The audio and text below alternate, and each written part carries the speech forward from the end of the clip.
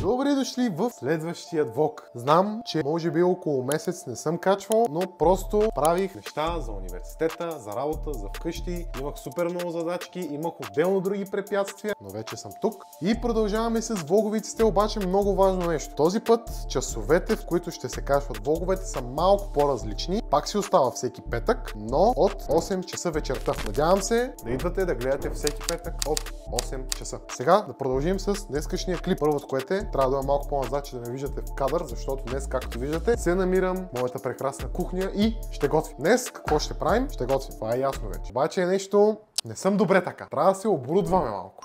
Така съм много по-добре. Ама пак не съм достатъчно добре. Сега вече мога да си говорим.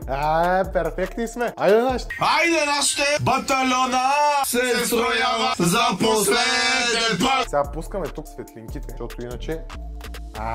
друго си е това, друго си е. Както виждате, тук има нека паричка. Има паричка, която... Сега ще ви покажа какво правим. Нещо на бързичко преди да излезна. Правим едни бързи спагетки. Така, в момента върна нудалите. Остава още минута и 40. Да извадя другите необходими продукти, които ни трябват. Сега ще ви ги покажа. Съответно, това е паста сос с маслинки. Следващото, което си взех е така за допълнително сила, е деликатесен салам с високо съдържание на месо, което означава, като цяло, само ще ви кажа хранителната стойност, 25 белтъка на 100 грама продукт, нали 25 грама естествено. След това имаме 15 грама мазнини, въглехидратите са 0,6, което е перфектно, 2 грама сол и 230-40 калории на 100 грама. 100 грама продукт са произведени от 130 грама свинско месо. Това е точно за нас. И едно леко козе кашкавалче съм си взел. Защо е козе? Защото има много по-малко мазнинки, много по-малко калориичета, има повече белтъци, а точно 31,3 грама за 100 грама продукт. Което е перфект. Малко сега да бръкнем тук да видим какво става.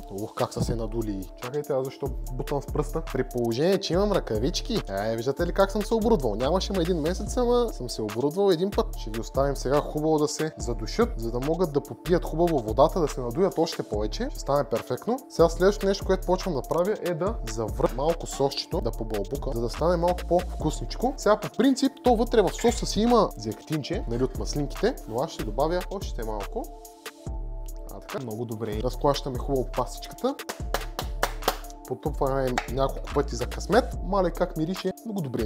Да видите консистенцията, то малко е тъмно тук, ама консистенцията е бомбон. Обаче преди това, преди самата пастичка, забравих, трябва да нарежем малко от този. То това даже не бих казал, че е салама, си е направо чисто месо, защото и цената му беше кът за месо. Малко сега да понаострим ножовете. Страшна работа. Между другото, до отдева имах едни приятелчета тук вкъщи. И най-вероятно в този влог ще ви покажа още нещо, което не съм показвал до сега, а именно как да диагностицираме компютър, по-скоро лаптоп. Но това по-късен етап на влога, понеже смятам да заснема и излизанката днес. Ще ходим с приятели най-вероятно да разцъкваме боулинг, но да, ще видим дали ще стане по план нещата. Нарежа малко саламче.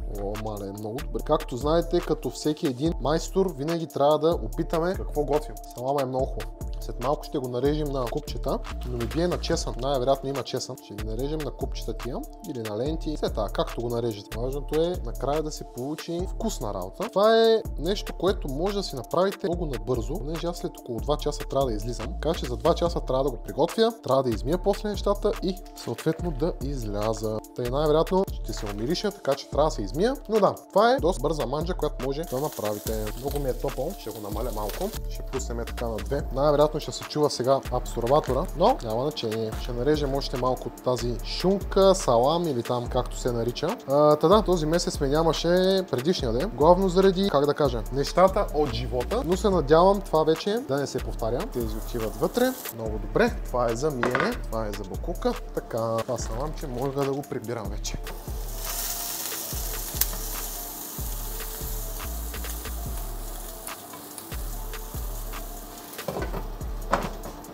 В това време, докато се прави саламчето, леко да го запържа, ще си подготвя другите неща, като например кашкавалчето. Естествено, първо трябва да го опитам. Дали си заслужава да го ползвам този кашкавал. Съответно, ако не мине теста, пак ще го изям, нали? Но трябва да мине първо теста. Аз доста малко неща наям като цяло. Така, сега слагам сосчето. След което го слагам на бавен огън и естествено забърсвам там, където е плискало. Понеже забравих да намаля още градусите и малко плисна отстрани. Сега ще го правим, не е никакъв проблем. Една гъба, важното е да се направи бързо, защото после като засъхне и става трудно за почистване. А през това време, докато това леко се запържва, ще усиля пак малко градуса. През това време, докато това се прави, аз ще изцеда, ще махна водата от нудалите, която най-вероятно пари тенджерата. Сега ще видим. Мале как са се напоили много добре. Бяха какви малки, сега какви големи станаха. Много добре.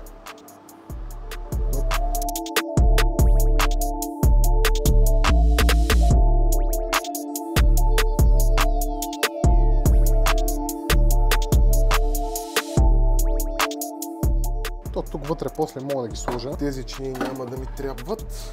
Още малко и ги смесваме тук вътре в тази купичка. Аз мога да сложа нудалите. Ще сложа соса на 2 реда, защото обичам да ми е сосесто. Нямам, знаете ли какво нямам? Трябва да си взема едно малко черпаче. Нямам малък черпак. Добре, не? Ще го излея просто явно. Трябва да подготвим и кашкавалеца. Много добре. И сме готови. Още малко само да заврат. Даже ще намаля вече огъня, ще го изключа направо.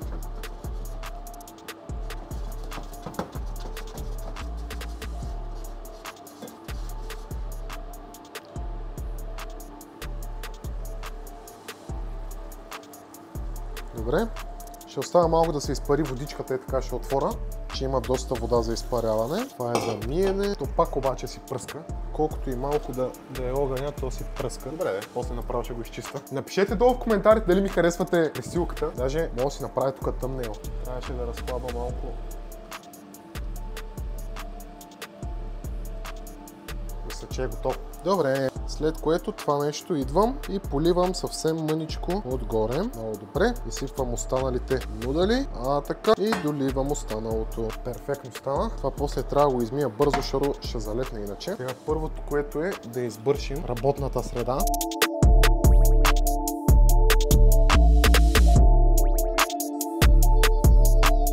След което ще настържа отгоре кашкавалеца, ще изчакам да изстине, ще хапна и отиваме на боулинг. Много харесвам този спорт, но много не съм го разцъквал. Където се вик, днес ще е първия път на боулинг. Хванем това кашкавалче сега, да го настържим.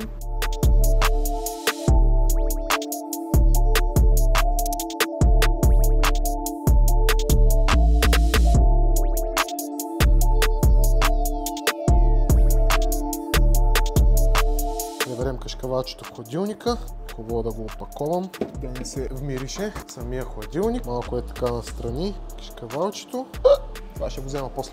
Много добре. И сега ще го изчакам съвсем мъничко, за да се разтопи кашкавала и направо най-вероятно се видим или по пътя, или в боулинга. Айде! И така, тук що се връщам от фитнес и искам да ви честитя първия сняг в София. Този влог ще е малко по-кратичък. Няма да има кой знае колко неща, но да, брата, тук има пешеходна пътека долу вече. Аре, уважавайте малко пешеход. Почваме с влогчетата отново. Завръщаме се. Вече съм си оправил графика и ще имам време за абсолютно всичко. Така че да, stay tuned и ще се видим следващия петък. Чао!